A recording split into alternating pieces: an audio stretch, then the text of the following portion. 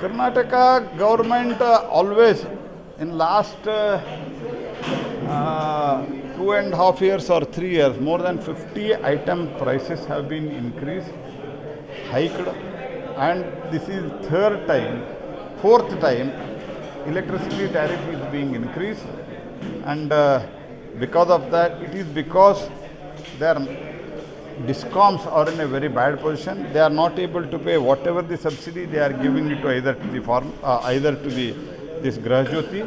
They are not able to pay it back to the discoms. That's why discoms are facing problem.